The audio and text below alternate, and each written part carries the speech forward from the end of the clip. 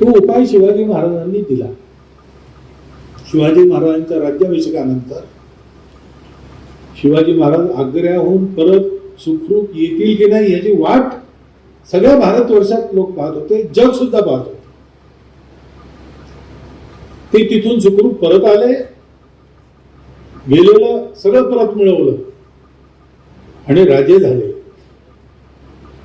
त्याबरोबर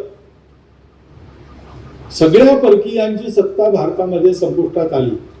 शिवाजी महाराजांनी दक्षिण दिग्विजय केला, उत्तरेत जायला त्यांना वेळ मिळाला नाही, परंतु त्यांच्या राज्याभिषेकाबरोबर ही सगळी सत्ती परकीय सत्तेची संपली. बुंदेलखंडात छत्रसाल स्वतंत्र झाले. दुर्गादास राठोडांच्या नेतृत्वाखाली राजस्थानातले सगळे राजे एकत्र आले. पुन्हा मोगलांना त्यांनी पाय ठेवू दिला नाही राजस्थानात.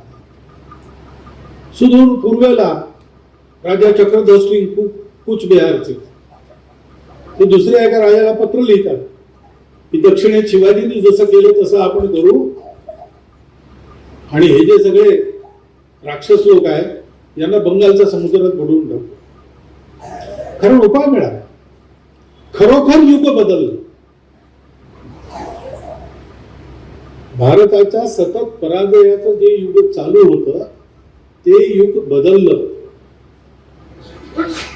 आणि ते युग बदलेल, विजयाच्या दिशेने चालेल. विजयाच्या दिशेने वाटचाल सुद्धा फार लांबची आहे. ती सतत चालू राहिली याकरता काय करावं ते सगळं शिवाजी महाराजांनी केलं. हे महत्व आहे. आणि म्हणून आपण पाहतो की त्यावेळेला जी शिवाजी महाराजांची प्रेरणा होती ती प्रेरणा आस्थादायक सतत तशीच तेवढ्याच प्रखरतेने अजूनही विद्यमान आहे.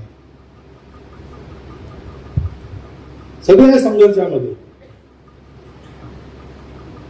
पुढे अगदी महादजी शिंद्यांच्या पर्यंत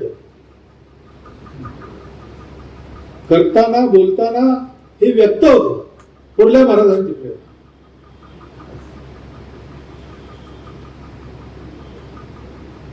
नंतरच्या काळात इंग्रजांच्या विरुद्ध लढताना रवींद्रनाथ टागोर शिवाजीवर कविता लिहितात. विवेकानंद शिवाजी महाराजांचं चरित्र बोलतात. दक्षिणेमध्ये शिवाजी महाराजांचं सिनेमात काम केल्यामुळे एका नटाचं नाव शिवाजी गणेशन होऊन जातं. नुसतं गणेशन असतं त्याच्यात.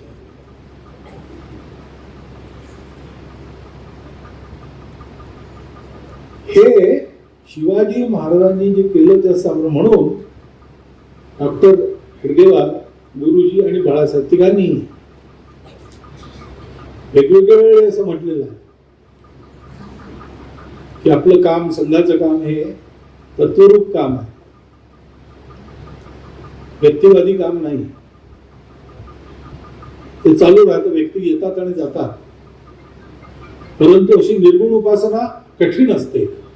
म्हणून जर आपल्याला साकार कोणी आदर्श हवाच असेल तो पौराणिक काळात श्री हनुमान आणि आधुनिक काळामध्ये छत्रपती शिवाजी महाराज हेच आहेत. शिवाजी महाराजांनंतर 250 वर्षानंतर सुद्धा तोच आदर्श आहे आणि आजही तोच आदर्श आहे. शिवाजी महाराजांच्या लढाया आपल्याला माहिती आहे. पण त्या लढाया म्हणजे कोणावर चालून गेली किंवा कोण चालून आला आणि त्याची कशी जुळवली या रसभरीत कहाण्या आपण ऐकतो, खरेच आहेत त्या. पण त्याच्यामध्ये जे नियोजन होतं, त्याच्यामध्ये जी व्यवस्थितता होती आणि आपलं राज्य त्यांनी कशा प्रकारे प्रशासन चालवलं तर कितीतरी नवीन गोष्टी त्या काळामध्ये इतका पुढे जाऊन विचार करणं, त्या कल्पना सगळ्या समाजामध्ये न्याय प्रस्थापित करणाऱ्या, समता प्रस्थापित करणाऱ्या त्या कल्पना अजून आजही आपण पूर्णपणाने लागू केलेल्या नाही.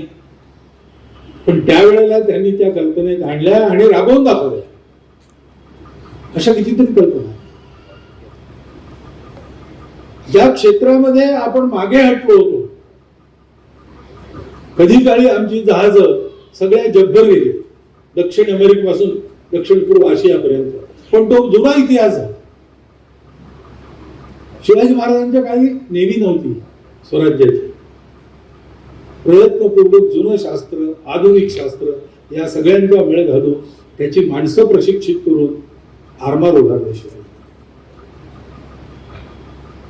लांब पल्ल्याच्या तोफा कशा तयार करायच्या, टेक्नॉलॉजी आणली. प्रत्येक बाबतीत देश स्वनिर्भर व्हावा हे त्यांनी केलं. संपत्तीच्या वितरणातला अन्याय राहू नये म्हणून कितीतरी आजकाल ज्याला पुरोगामी म्हणतील, समाजवादी म्हणतील, अशा गोष्टी लागू केल्या.